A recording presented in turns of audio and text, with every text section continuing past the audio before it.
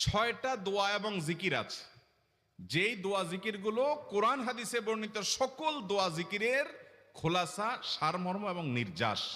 এই ছয়টাকে যদি কোনো মুসলমান নিয়মিত আঁকড়ে ধরে, তাহলে কোরআন এবং হাদিসের যত দোয়া এবং জিকির আছে কেমন যেন তার নির্যাসটা নিয়মিত সে আমল করলো। বলবো সেগুলা। এই ছয়টা দোয়া এবং জিকিরের মধ্যে সর্বপ্রথম হলো নবী করিম সাল্লাল্লাহু আলাইহি সাল্লামের প্রতি দুরূদ প্রেরণ করা। নবীজি সাল্লাল্লাহু আলাইহি সাল্লামের প্রতি দুরূদ প্রেরণ করার আমল এরকম আমল, আপনি যদি সারা দিনে শুধুমাত্র নবীজির প্রতি দুরূদ প্রেরণ করার আমলটাই জিকির হিসাবে সবচেয়ে বেশি করেন, দোয়া হিসাবে যদি এটাই আপনি সারাদিন করতে থাকেন, তো আপনার জন্য যথেষ্ট হবে আল্লাহর কাছে। আর কিছু না চাইলেও চলবে, আর কিছু না চাইলেও চলবে। দুরূদ মানে হলো নবীজির জন্য দোয়া করা। ভাই, আল্লাহ